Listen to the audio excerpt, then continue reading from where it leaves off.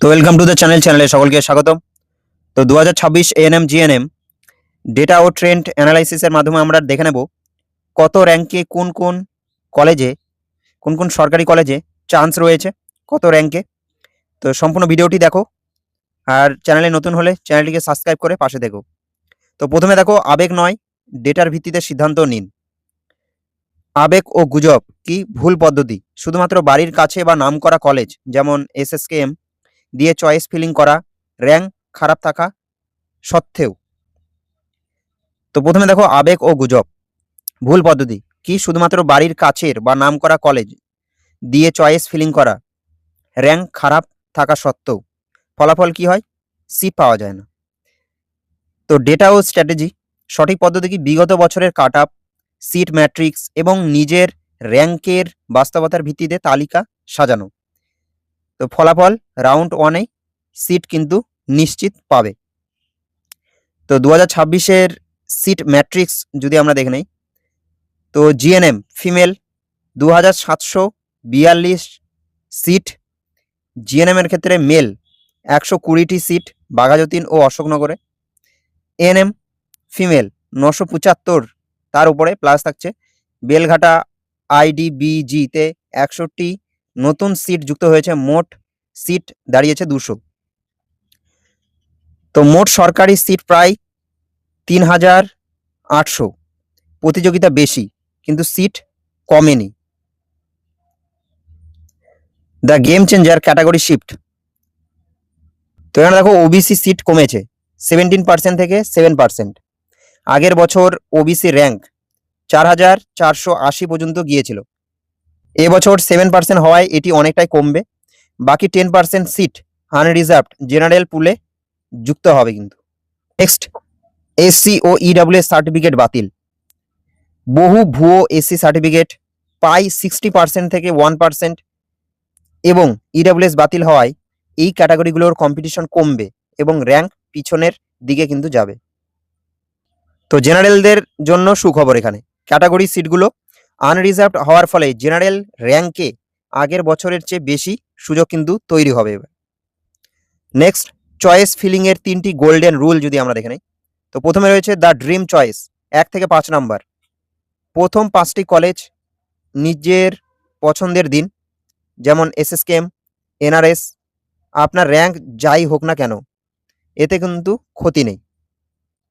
Next, the reality check 6 number থেকে আপনার র্যাঙ্কের সাথে মেলে এমন বিগত বছরের 2024-25-এর কাট আপ দেখে কলেজ সাজাতে হবে।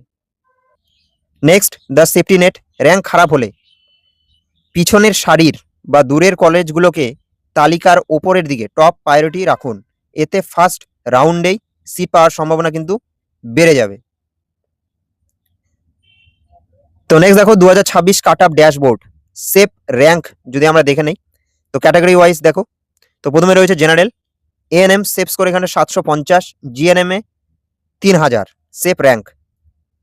নেক্সট, ওবিসি ক্ষেত্রে সেফ র্যাঙ্ক 900 এএনএম এ, জিএনএম এ 3580, এসসি এএনএম এ 1800 সেফ র্যাঙ্ক, জিএনএম এ 5500, ইডাব্লিউএস এএনএম এর ক্ষেত্রে 3400, জিএনএম এ সেফ র্যাঙ্ক 10000।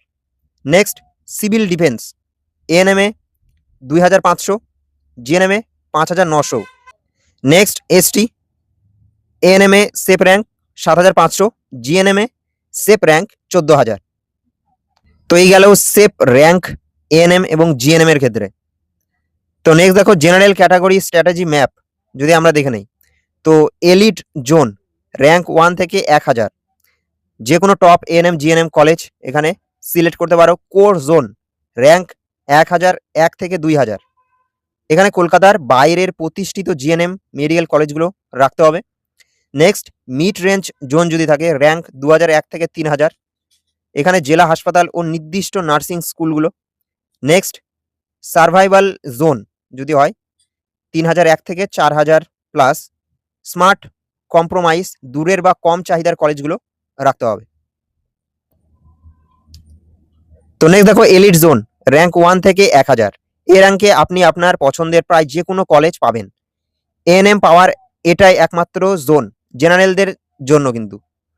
তো প্রস্তাবিত এএনএম কলেজ 1 থেকে 400 র্যাঙ্ক যদি দেখি আমরা, তো এখানে এনটিএস ডোমকল কাট আপ এখানে 128, মুর্শিদাবাদ গভর্নমেন্ট এমসিএইচ, তো এখানে কাট আপ 138।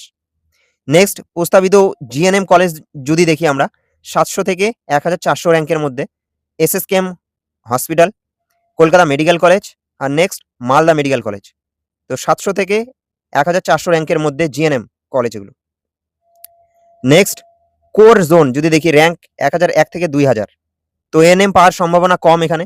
জিএনএম এর প্রতিষ্ঠিত কলেজগুলোতে ফোকাস করতে হবে এখানে। তো প্রাইমারি টার্গেট এখানে 1800 থেকে 2400 মধ্যে নিরাপদ। কি Medinipur nursing training school, next Bankura Sammilani medical college, next north Bengal medical college. তো আগের বছর আরজি করের কাট আপ অস্বাভাবিকভাবে 3051 পর্যন্ত গিয়েছিল, ঠিক আছে, সাম্প্রতিক ঘটনার কারণে। এবছর তা 1900 মানে 1900 থেকে 2500 মধ্যে থাকতে পারে। এটিকে লিস্টে রাখতে পারো কিন্তু সকলে। তো নেক্সট দেখো মিড রেঞ্জ জোন যদি দেখে নেই র্যাঙ্ক 2001 থেকে 3000। তো টপ কলেজগুলোর আশা ছেড়ে জেলা হাসপাতালগুলোর দিকে মনোযোগ দিতে হবে এই র্যাঙ্ক থাকলে। তো স্ট্র্যাটেজিক টার্গেট 2200 থেকে 3500 মধ্যে নিরাপদ যদি দেখি এখানটা লেডি ডাফরিন। নেক্সট কলেজ কি Krishnanagar district hospital, next NTS Bardhaman medical college, next Howrah district hospital, next MR Bangur. তো এই কলেজগুলো কিন্তু 2200 থেকে 3500 যে র্যাঙ্ক তার মধ্যে কিন্তু রাখতে পারো। নেক্সট সার্ভাইভাল জোন র্যাঙ্ক 3001 থেকে 4000। তো এই র্যাঙ্কে সরকারি কলেজ পাওয়া ভাগ্যের ব্যাপার, কোনো নির্দিষ্ট পছন্দ রাখা এখানে কিন্তু বোকামি। নিচের কলেজগুলো আগে রাখুন। তো এখানে দেখো survival target Chuchura district hospital 3594 পর্যন্ত এখানে র্যাঙ্ক পর্যন্ত। Next Suri district hospital 3242 rank পর্যন্ত।